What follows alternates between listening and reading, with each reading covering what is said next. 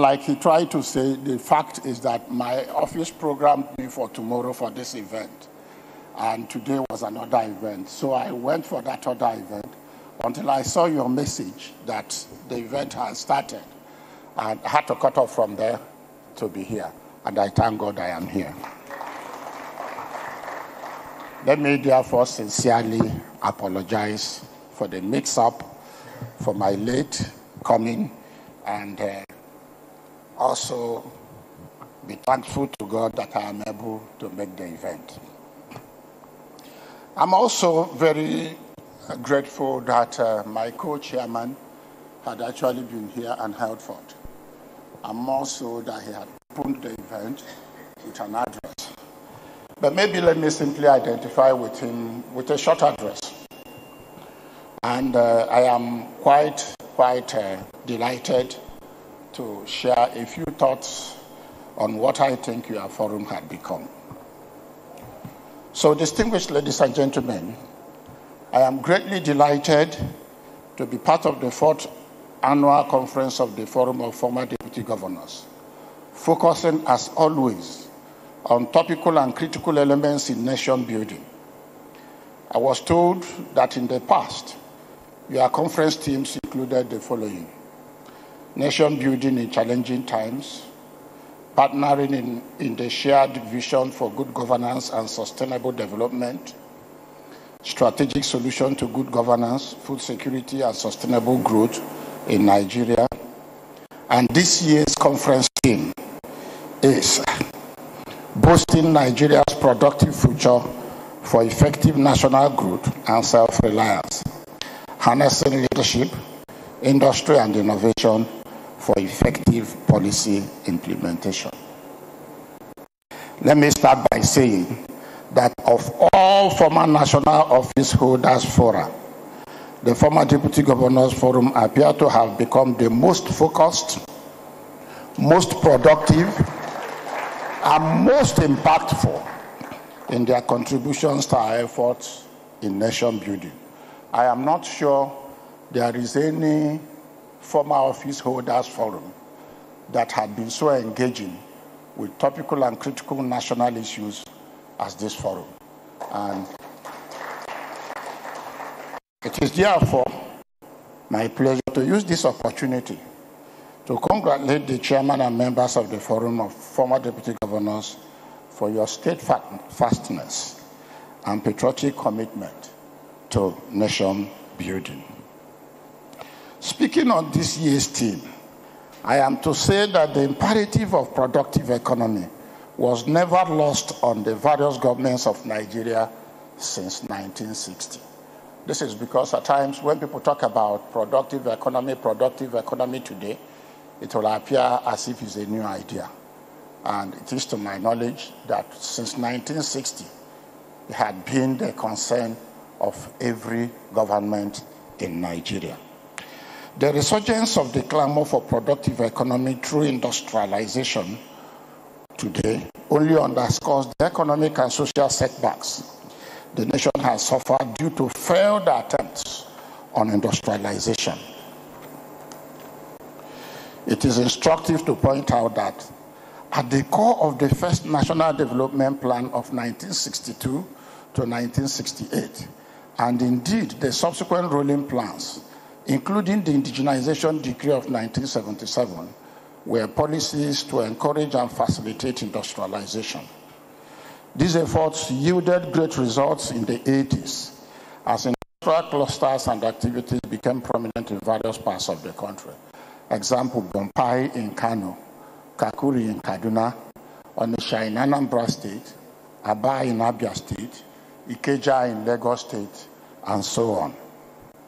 I am to say that the collapse of these efforts is not as a result of lack of knowledge of its benefits, particularly its benefits for job creation and economic stability. It is my opinion that the following, among many other factors, were at the root of the problem. I also know that today we look at certain surface issues, more particularly present issues, as being the real issues that had set up back. But I think there are more fundamental issues.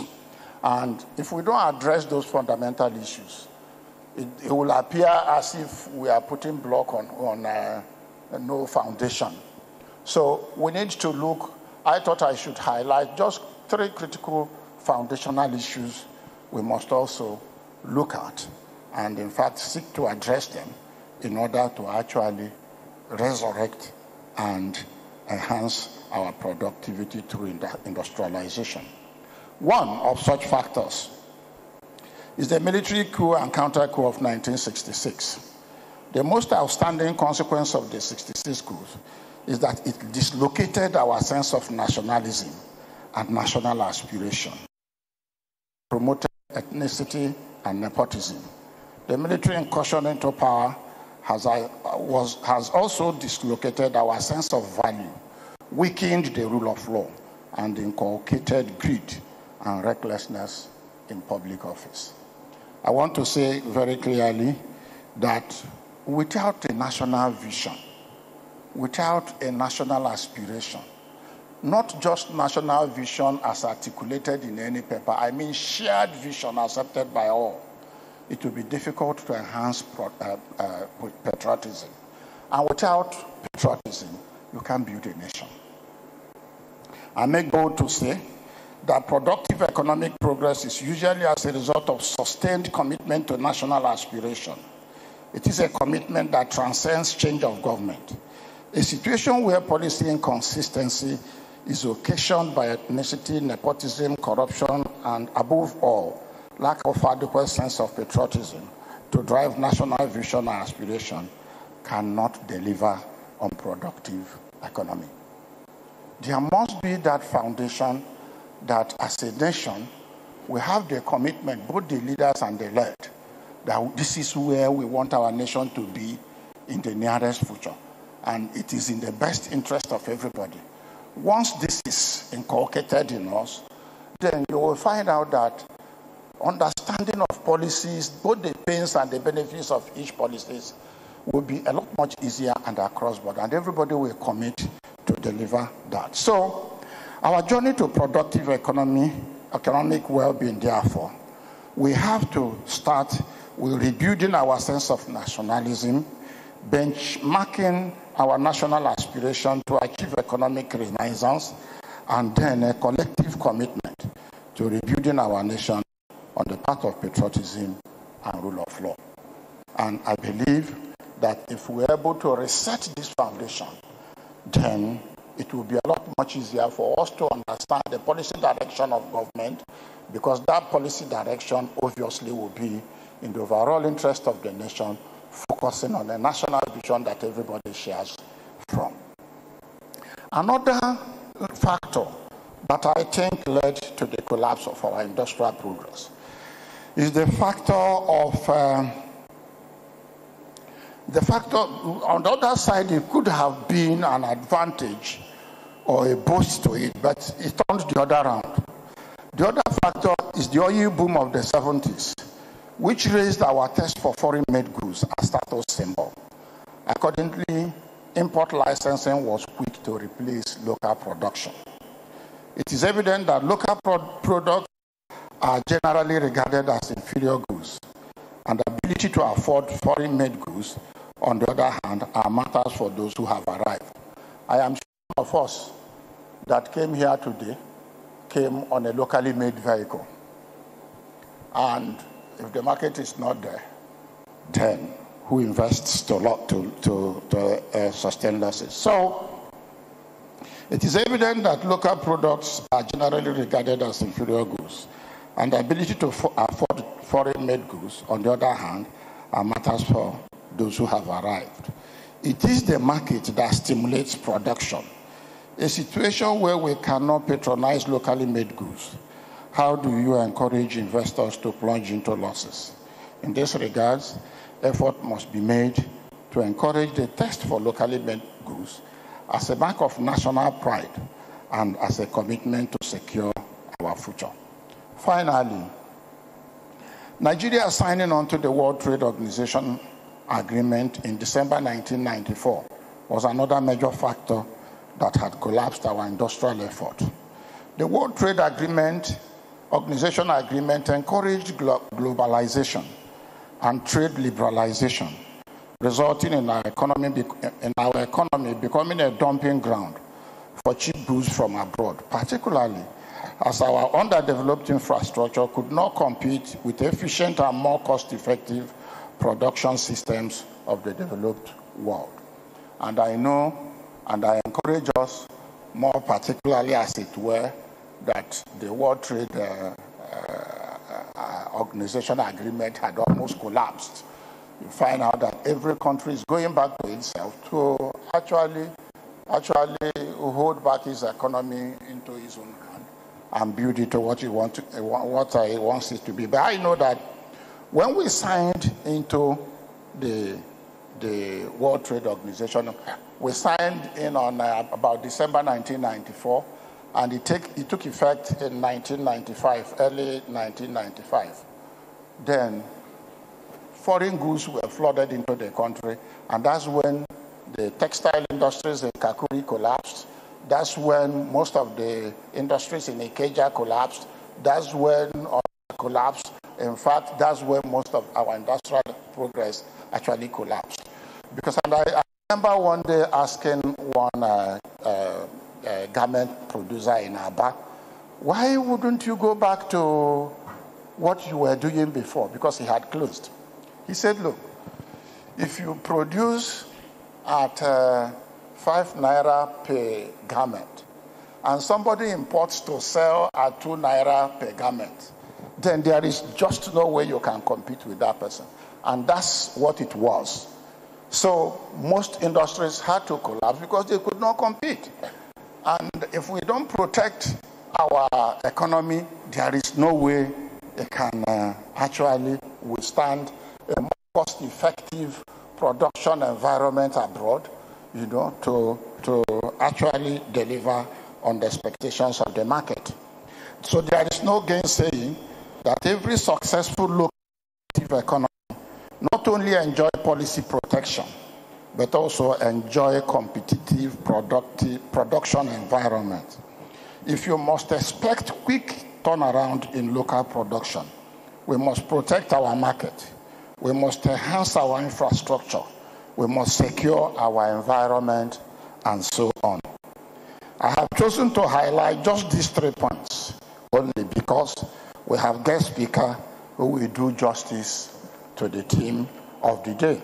However, I think that the way to go is to acknowledge that our national institutions and our sense of patriotism have been seriously weakened. Therefore, we need to accept the fact that there is no magic that can reverse our economic weakness overnight. It will be misleading for anybody to think that it is a simple task to revise our economic misfortunes.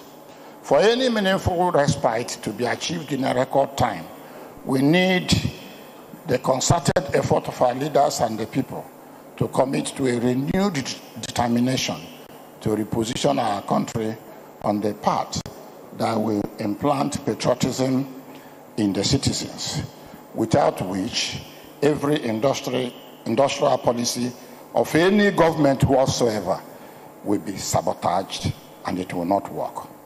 Our people must resolve to accommodate the pains of bold efforts at redirecting our nation, and our leaders must be intentional at rebuilding our nation. This approach worked for China. It worked in Singapore. It worked in Vietnam. It can work for us. Let me therefore use this opportunity to call on all well-meaning citizens of our dear country to support the efforts of President Tinubu's administration to reposition our country on the path of economic renaissance and economic growth. Welcome you all.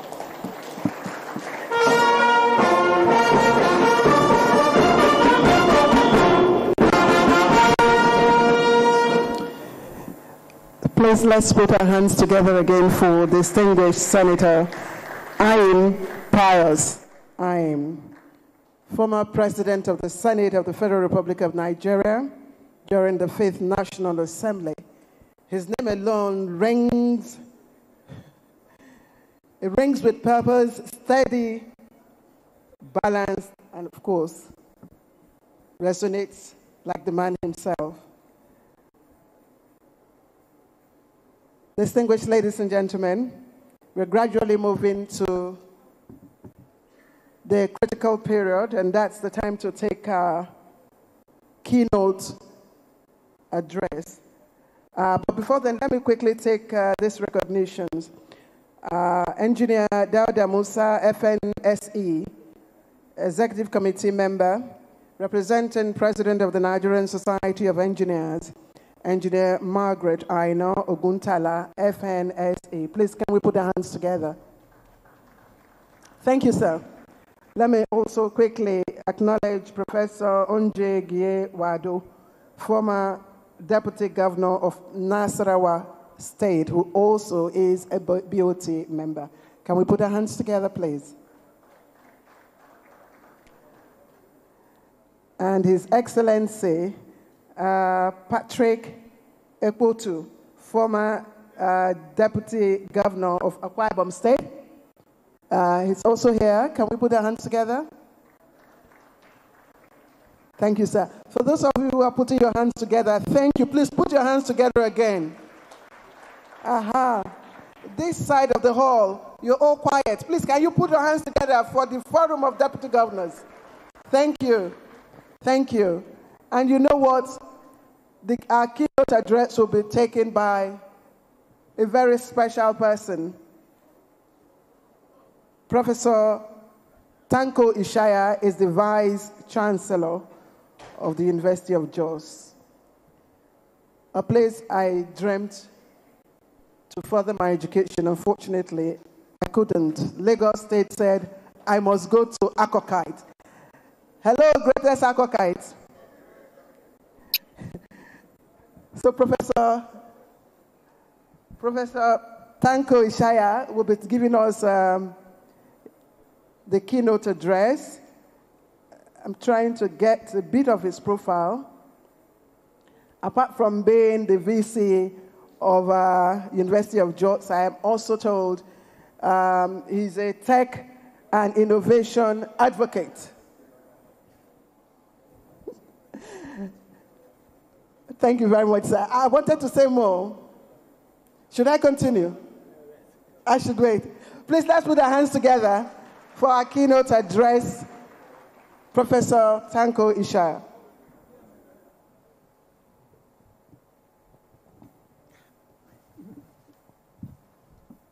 Thank you very much, MC.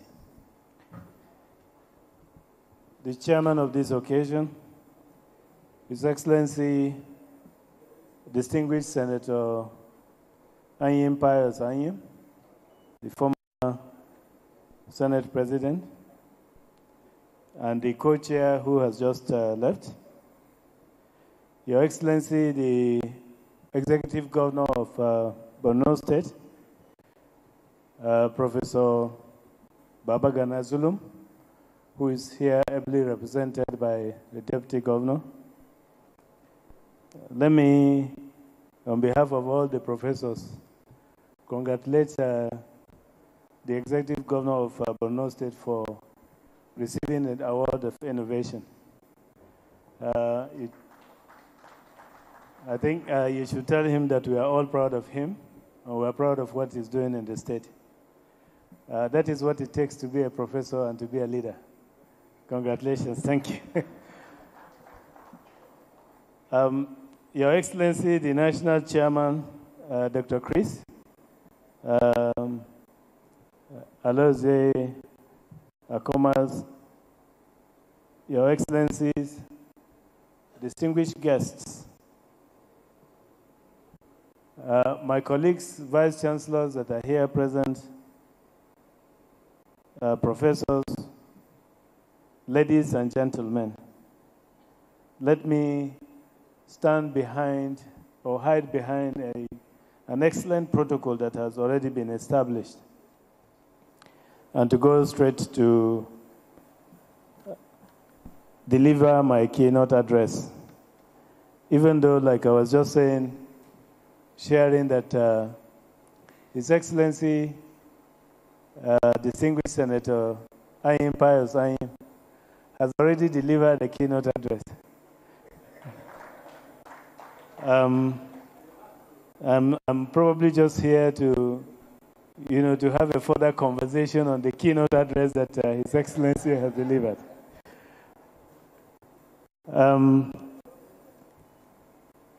It is indeed with both an honor and privilege that I stand before this gathering of distinguished, eminent statesmen and women, seasoned administrators, and patriotic Nigerians whose service to our nation continues to shape its democratic and developmental journey. I thank the forum sincerely for inviting me to share thoughts on the topic that goes to the heart of Nigeria's economic transformation, which is Nigeria's productive capacity for national growth and self-reliance, the role of leadership, industry, innovation in policy implementation. I believe also that the sub-themes are very apt and engaging. Your Excellencies, this subject is timely, visionary, and necessary because it compels us to look beyond the rhetorics and focus on the mechanisms that will enable Nigeria to achieve sustainable growth, inclusive prosperity, and genuine self-reliance.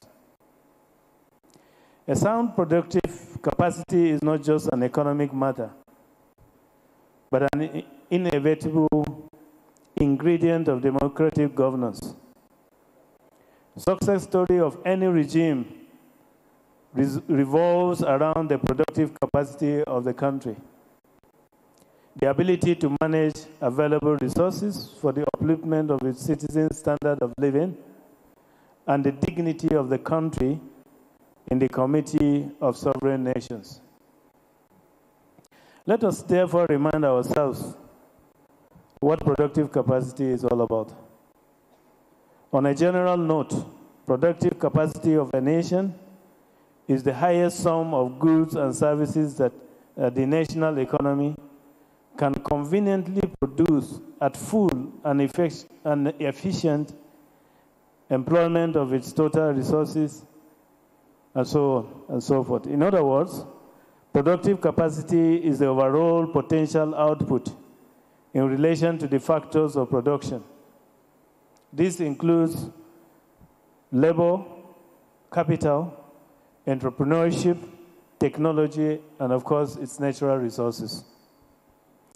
Your Excellencies, there's no debate on the abundance of resources available in Nigeria.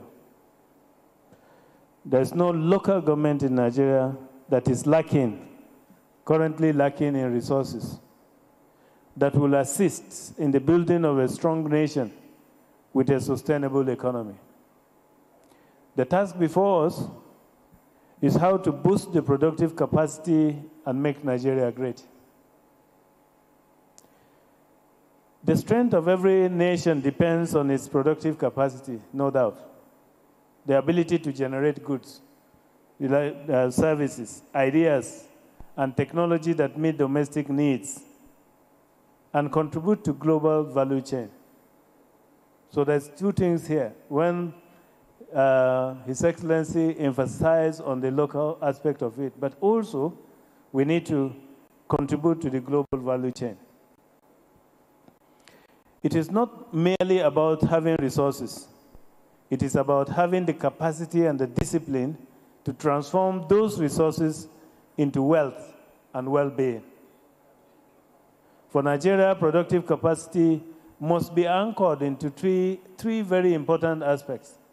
Number one is our youthful population, which is both a challenge and also an opportunity. Number two is on our vast natural resources.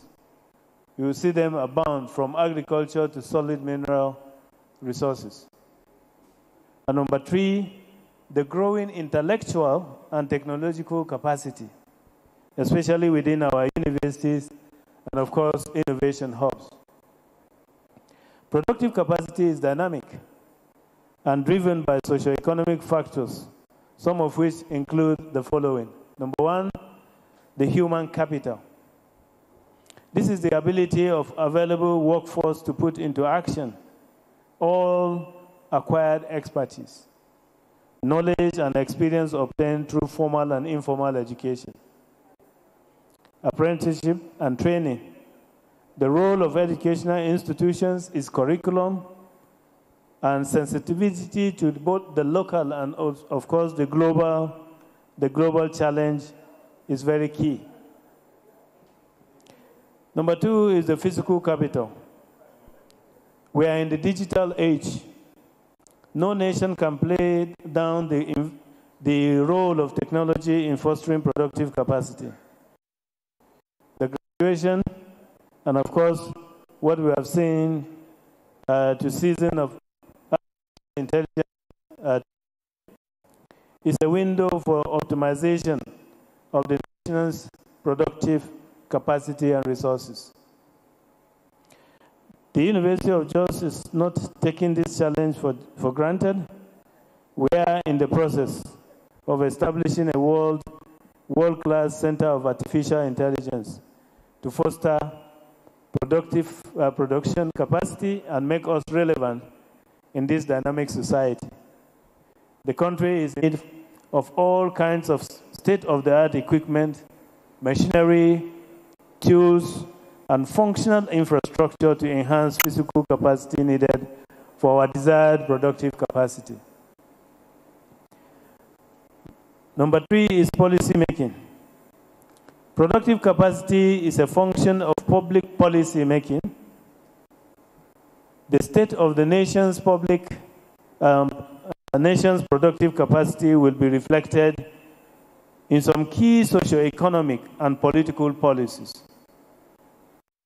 This is more visible in monetary policies, such as the interest rate, regulation of fiscal policy, and review of investments in both private and public sectors.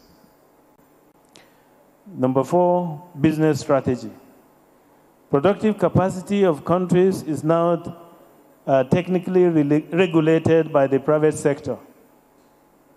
In most cases, the strategies deployed by the private sector gives a path to what the government will do and decisions to be taken in addressing some of the emerging challenges. Number 5 is that of inflation management. The principle of supply and demand have a direct impact on the productive capacity. When resources become scarce, prices are tended to rise. The rise in prices breeds inflation, which must be managed through policy making, cost monitoring. So what are some of the methods of increasing productive capacity? It is a common administrative practice to put in place policies that will increase productive capacity. And of course, just like His Excellency rightly said, we have all the policies. No government is satisfied with a stagnated productive capacity. Long-term and short-term mechanisms are always designed to ensure increasing capacity, productive capacity.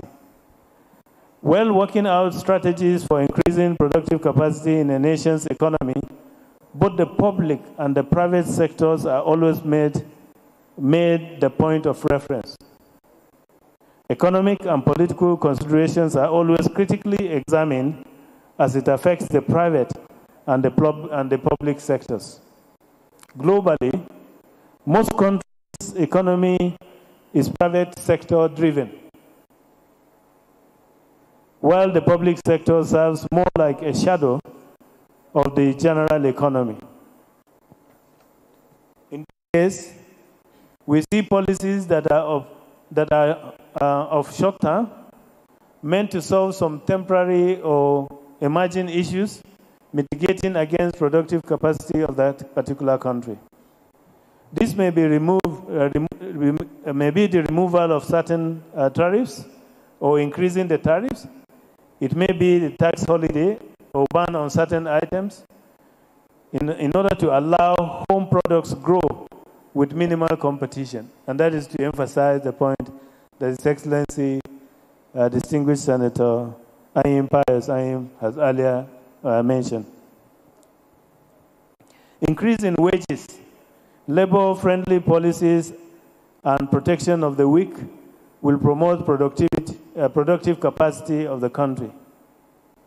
The comparative advantage production, the country fosters productive capacity by allowing specialization and comparative advantage.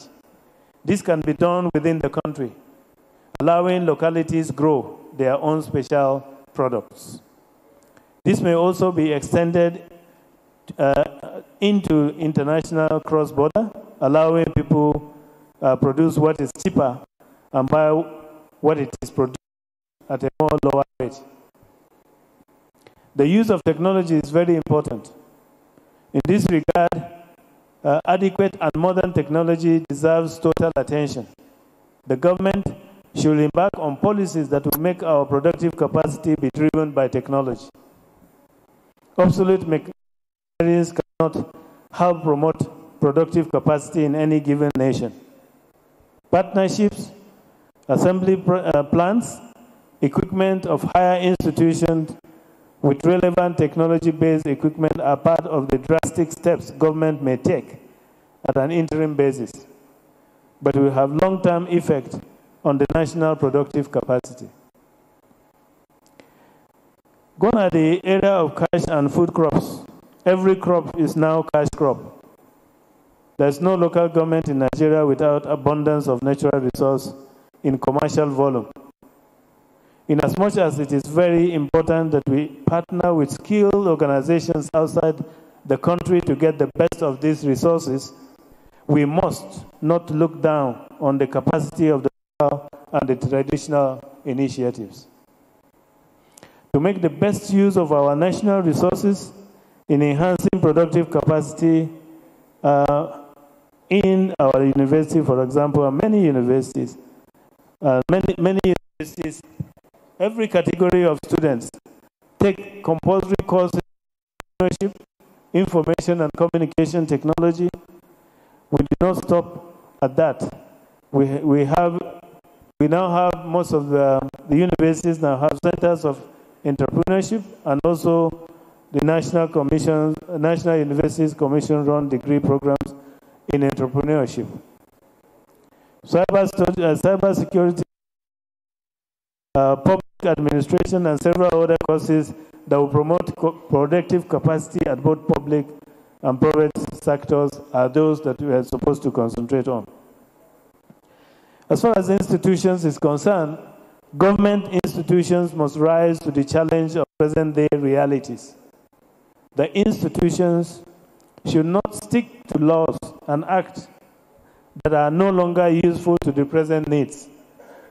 Government institutions should lead the crusade for a progressive productive capacity instead of allowing the private sector to dictate completely the tune. A productive institution will bring a new dawn, era of productivity, discipline, stability, and socio-economic transformation.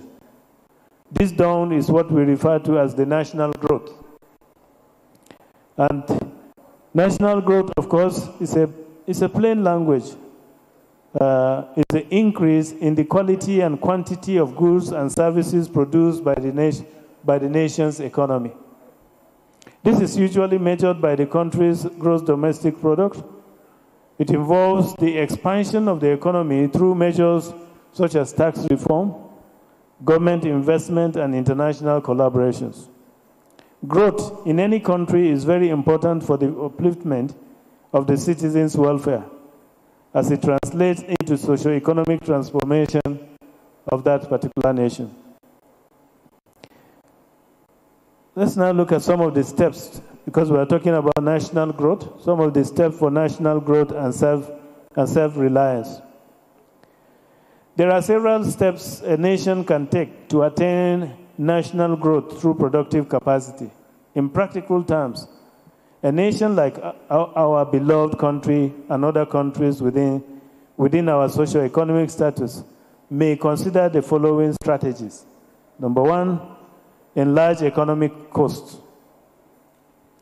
We are to systematically open up every avenue that will increase our capacity to expand goods and services, but both for local and international consumption.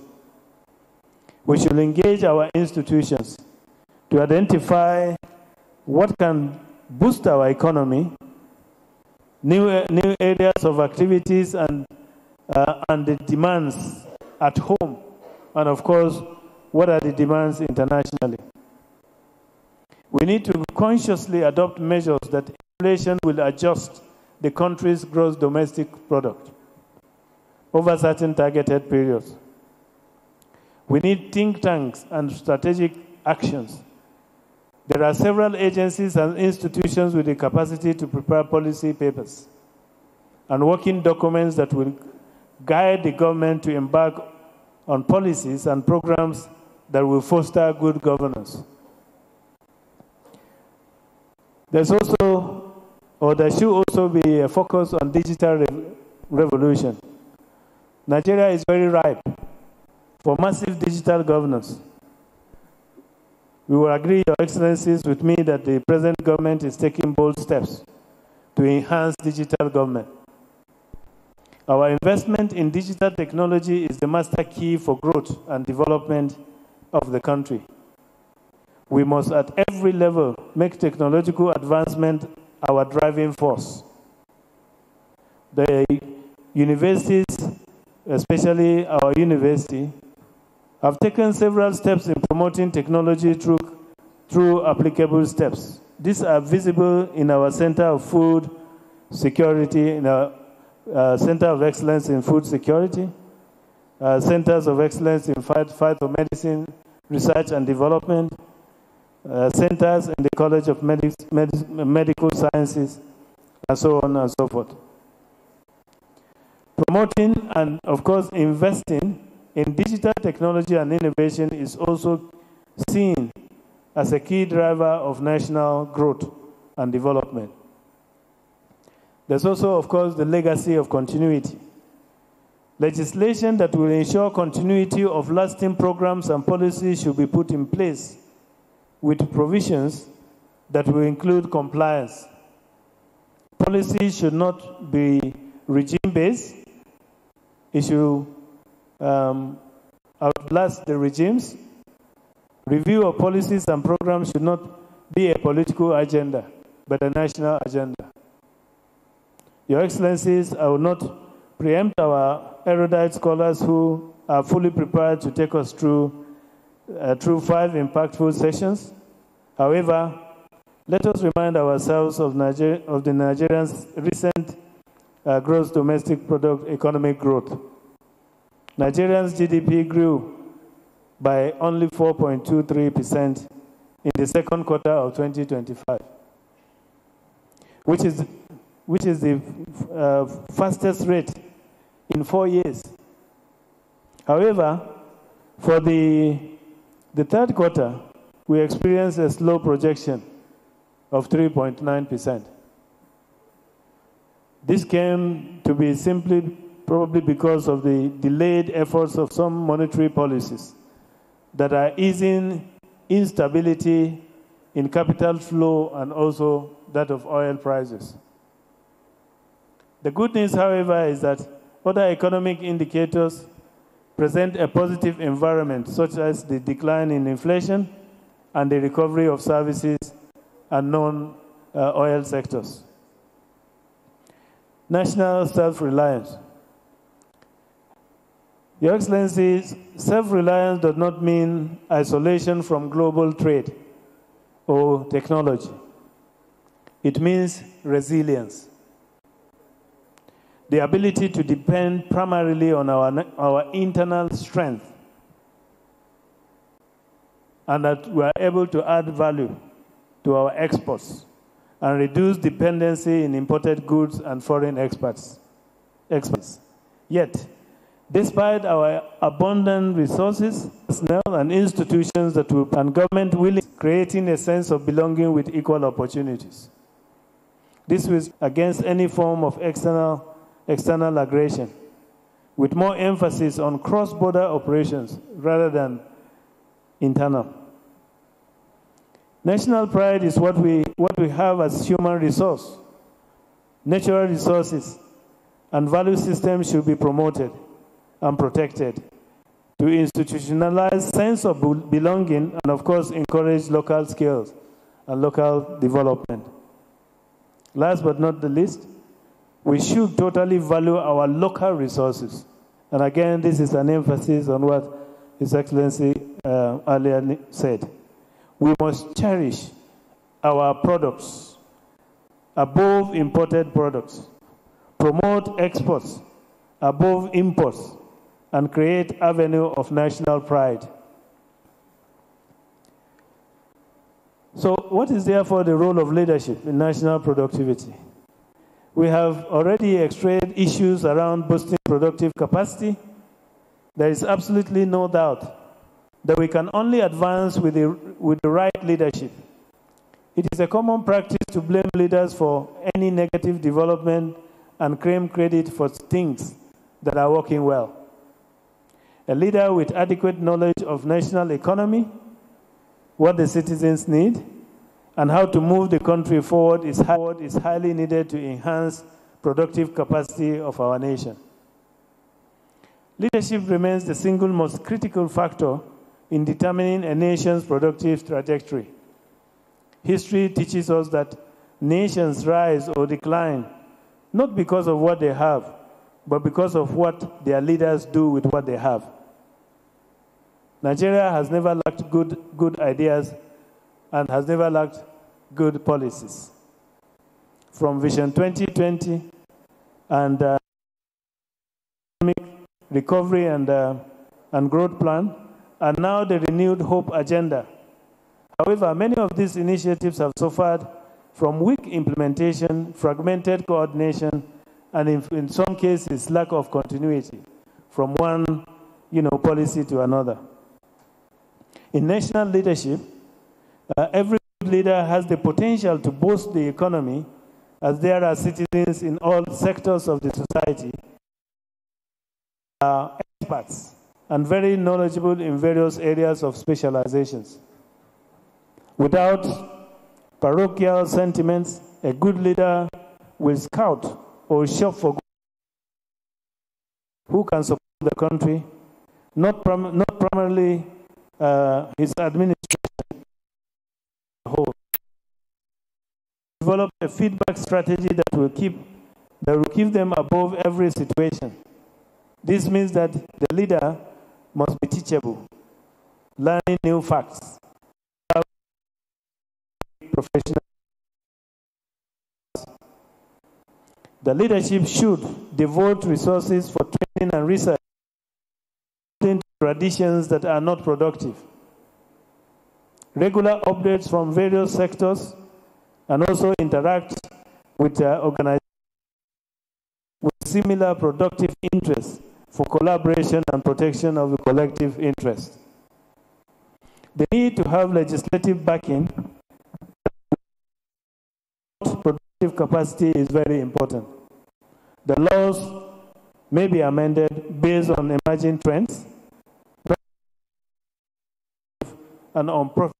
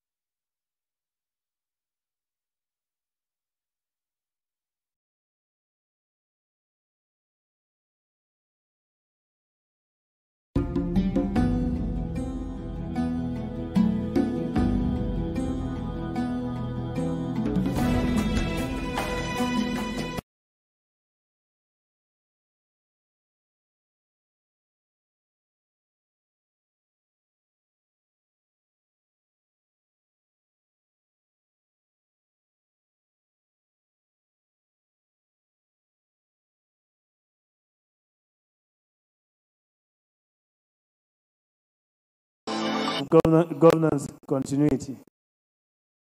Before us, a shortage of blueprints,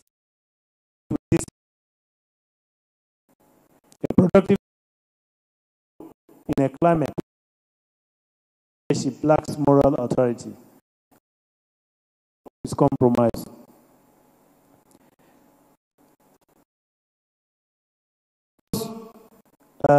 Your always bear in mind these are the industry converts ideas and policies into tangible outcomes.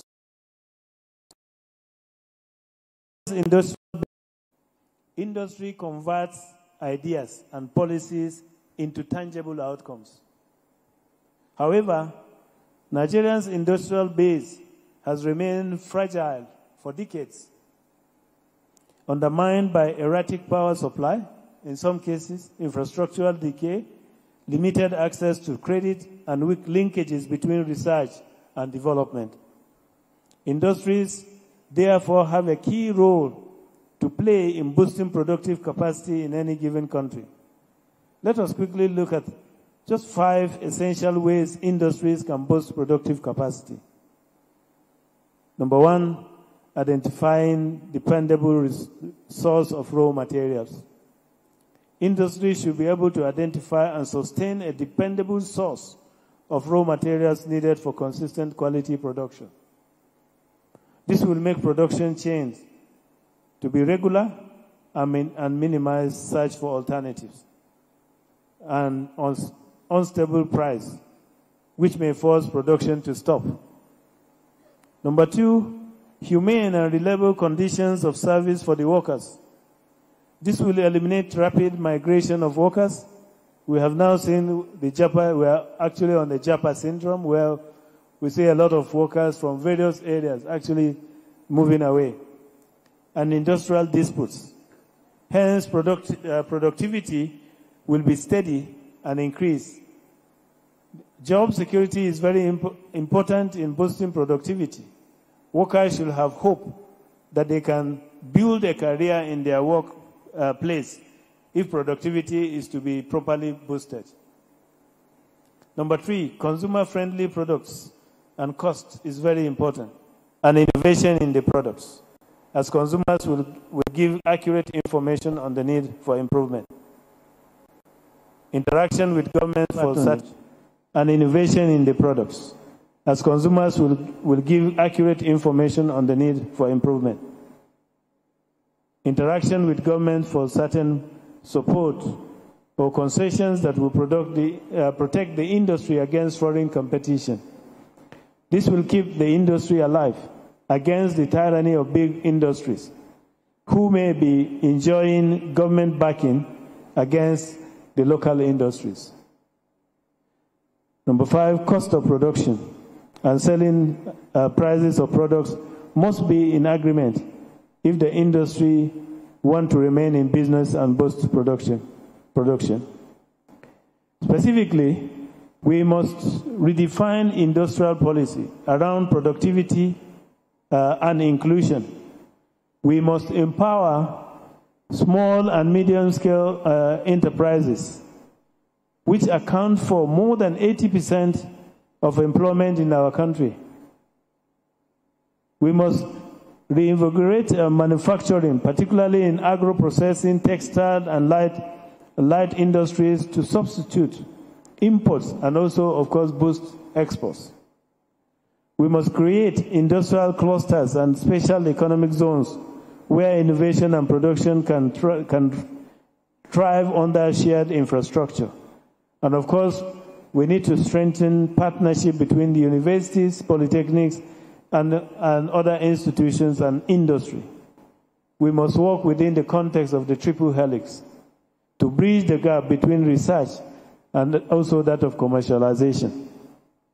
A strong industrial base ensures that our raw materials from cassava to cocoa to lithium and crude oil are refined into products that generate jobs, foreign exchange, and of course technological know-how. Without industries, Leadership's vision remains abstract. With it, policy becomes production. On the issue of innovation, of course, innovation is the catalyst of modern productivity. Innovation is the lifeblood of the 21st century in economies. It is what differentiates nations that are merely resource-rich from those that are knowledge-rich. Innovation is not just about technology. It is about creative problem-solving, using science, entrepreneurship, digital tools to address local challenges. In agriculture, for instance, it means precise farming and agri-tech. In health, it means telemedicine and biotech. In governance, it means digital records, e-payments, and data-driven decision-making policies, decision-making in general. Nigeria must deliberately invest in the innovation ecosystem by funding research and development in universities and research institutions, by protecting the intellectual property to reward creativity in those institutions, by establishing innovation and technology parks linked to university and industry, and of course encouraging youth entrepreneurship through targeted grants, mentorship, and of course incubation. Our young people are Nigerians' greatest untapped asset. With the right support, they can become creators, they can become innovators, and global competitors. Leadership must therefore create an environment where innovation is rewarded, but not stifled.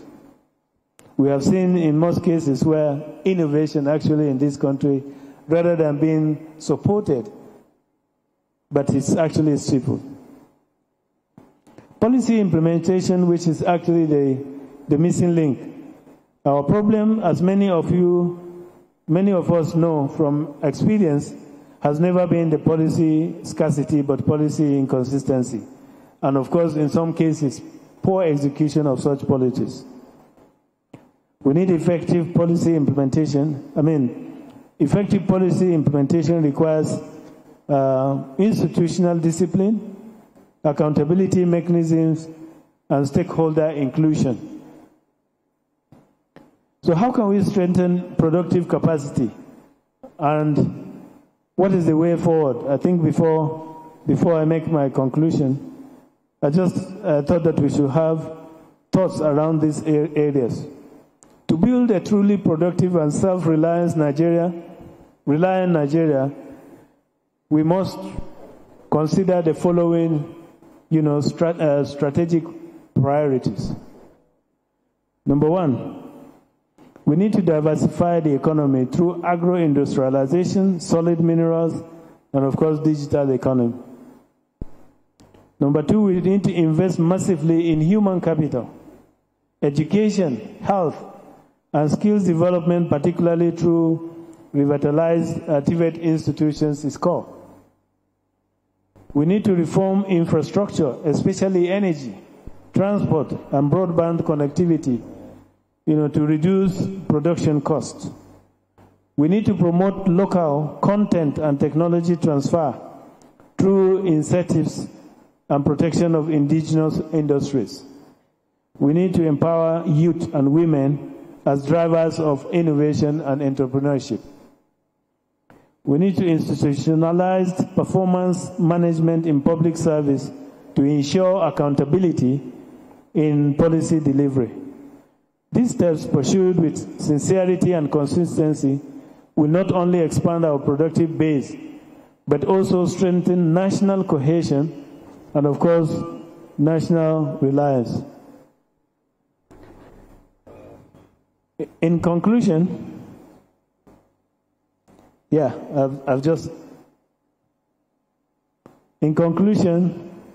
leadership should be for self-reliant future. Your Excellencies, the former Deputy Governors, you have all been part of Nigeria's journey, a journey of promise, a journey of progress, and persistent challenge, unfortunately. But we must look forward Nigeria stands today at a crossroad. We can continue to manage poverty, or we can create prosperity through productivity. We can keep recycling plans, or we can implement them with courage and discipline. True self-reliance will not come from protectionism, but from production, from value creation, innovation, and responsible leadership that translates policy into progress. The call to action, therefore, is clear. Let leadership inspire productivity. Let industry drive innovation. Let policy translate vision into measurable outcomes. If we align these three forces, leadership, industry, and innovation, Nigeria will not only achieve national growth, but also secure a future built on indignity, creativity, and self-sufficiency. Your Excellencies, I have briefly laid the foundation of what we are going to expect from our speakers and various panels. And like I said earlier before I started, I'm just here to discuss further the keynote address that His Excellency earlier on presented. My submission is that we have what it takes to boost productive capacity in Nigeria. This is not just the task of government, but a task for everybody.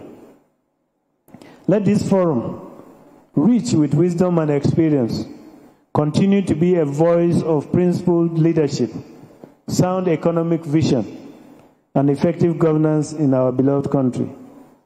I want to note with a sense of appreciation and gratitude to our university, the University of Jos, that is very, very well represented and active in this noble forum. All the former deputy governors from Nasarawa State, Edo, I can see him there, and so on, alumnus, great alumnus of the University of Jos. But for Professor Onje Yewado, who is a professor of law, a former deputy governor of Nasarawa State, is still a professor in Plateau State. Let me, and of course for them, Pauline Talen, who was a product and a former honorable minister. Well, late Professor Sonny Theoden was a professor of political science who was a deputy governor, was also a vice chancellor of the great University of Jos. On this note, the University of Jos will always give you all needed support to actualize the goals of fostering good governance and leadership in this country. Let me use this opportunity with the permission of the chairman and that in few days' time, the University of Jos will be hosting all Nigerian students for the Nuga Games 2025 from November 6th to 16th. I'm therefore standing here to officially invite all of you to join us as we celebrate also the University of Jos at 50. Okay. Thank you for your kind attention, and may God bless you. May God bless the Federal Republic of Nigeria. Thank you. I'm privileged. May God bless you. Thank you.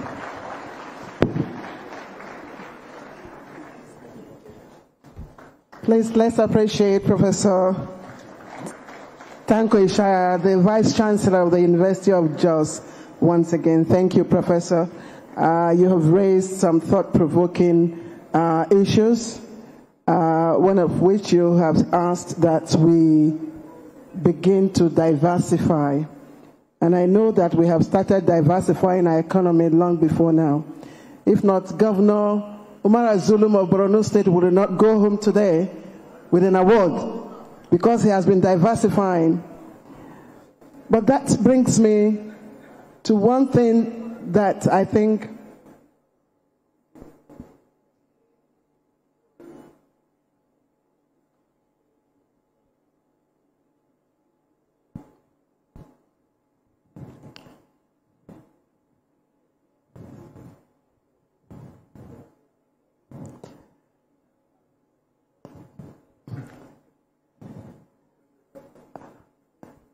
Thank you, sir.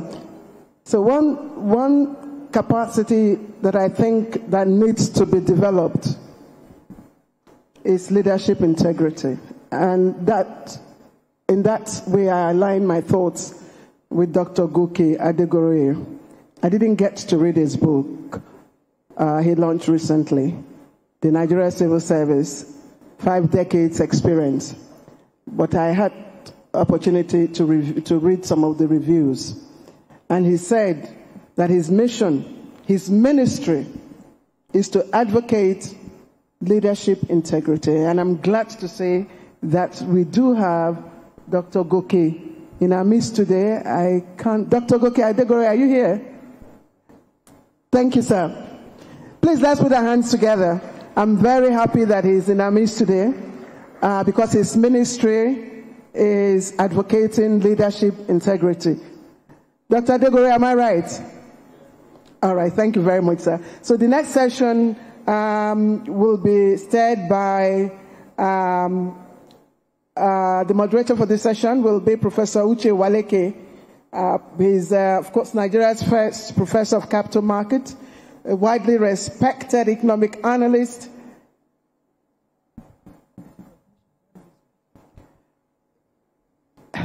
A widely respected economic analyst who is widely sought after, and his analysis have made him one of Nigeria's most trusted voices in Nigeria's economic space. Let's put our hands together for the moderator of this session. Thank you very much. I'll quickly read out the panelists. Professor Adeyi Ademola. Professor Adeyi Ademola is a professor of governance, identity politics and development communication at the University of Jos. He's Professor Ademola, are you here? Please let's put our hands together. He's known for his clarity of thought, decades of impactful scholarship. He remains a guiding light in academia and public service. And let me also welcome Dr. Goke Adegoroye, who is a seasoned administrator, former DG Bureau of Public Service Reforms, one of Nigeria's most authoritative voices in public sector transformation and sustainable governance frameworks. Like I said earlier on, his main ministry is advocating leadership integrity. Let's put our hands together for Dr. Goke Adegoroye. Ambassador designate Michael Pisan, Embassy of Poland in Abuja, is also here. He represents the Embassy of Poland, brings wealth of diplomatic experience, and of course, he has a very strong commitment to strengthening bilateral ties and educating exchange between Poland and Nigeria. Thank you very much, Excellency. We have Senator Professor John Abraham, Professor of International Management Studies, entrepreneur, CEO, Pilgrim Ranch Limited, first black member of the Parliament of Poland. He's also here. Let's put our hands together for him. He has a rare mix of intellect and statesmanship. He's deeply, deeply committed to translating knowledge into meaningful national progress. Thank you for coming. And last but certainly not the least, we have Dr. Alpha Yaya Kamara. Dr. Kamara is a systems agronomist and principal scientist, IITA, CGIAR program lead on land, water, and ecosystems. Please, Dr. Alpha Yaya Kamara, can we put our hands together for him? He has worked extensively on regional integration, institutional capacity, building policies, across West Africa, and of course, strengthening institutions and empowering communities. Distinguished ladies and gentlemen, your panelists for this session, and at this point, I'd like to quickly, before I hand over the microphone to the moderator, let me quickly acknowledge His Excellency Ahmed Mohamed Getso, former Deputy Governor of Niger State, who's here with us. Please, can we put our hands together? His Excellency Mukhtar Ahmed Anka, Deputy Chairman North and former Deputy Governor of Zamfara State, is also here. Thank you very much, sir. His Excellency Ali Abubakar Jatau, former Deputy Governor of Borno State. He's also here, and of course, National Secretary. Your Excellency, I can't see you. Oh, okay. Thank you very much. So, distinguished ladies and gentlemen, I now hand over the microphone to Professor Uche Uwaleke. Thank you, my sister. Your Excellencies, let me especially recognize the chairman of the occasion, former Senate President. Your Excellencies, the former governors, distinguished ladies and gentlemen, I'm aware that lunch is served, and so we are not going to keep you long. I intend to abridge this. We are expected to do this for 45 minutes or so, but we are going to be as brief as possible so we don't keep you, we don't allow your food to get cold. Your Excellencies, we have listened to the speaker, the Vice Chancellor of University of Jos. So we are here to do a deep dive on the paper, beautiful paper presented by him. As we are all aware, this administration had set for itself, or has an aspiration, to attain a $1 trillion economy by the year 2030. And in pursuit of that, it has set out an agenda, 8-point agenda, namely national security, infrastructure, energy, agriculture, education, health, diversification, and governance. 8-point agenda. And so far, in the pursuit of this 8-point agenda, one can say, to a reasonable extent, we are beginning to see some level of macroeconomic stability. We are beginning to witness disinflation, consistent decline in inflation for the last 6 months. We are also beginning to witness recovery in the GDP growth rate. We had the speaker talk about 4.23% GDP growth rate in Q2 of 2025. We've also seen accretion to reserves. Today, the country's external reserves can finance over 8 months of imports at over $43 billion. We've seen, witnessed current account, surpluses, and so on and so forth. Now, as I said earlier on, we can say there is macroeconomic stability to a reasonable extent. But the real challenge is, how do we sustain it? The real challenge is, how do we boost productivity? Which is also why I think that this, the theme is very timely. How do we boost productivity? And yes, the speaker has also, of course, summarized what it is for us. But it's also important I point out that the United Nations Conference on Trade and Development has enumerated 8 components of productive capacities. 8 components of productive capacities that, if we can only focus on them, attaining the $1 trillion economy would be, quite easy. And what are these components? Number 1, in no particular order, you have natural capital. That's talking about the resources that we have, agri, mineral resources, and so on. You have also human capital, to which the speaker, spoke about. The fact that Nigeria is also rich in human capital. Of course, human capital also speaks to education and health. And then you have energy. The importance of energy cannot be overemphasized. Talking about electricity, for example, and also talking about fuel. We know the situation of things in Nigeria with respect to energy. Then there is transport infrastructure, both ports, roads,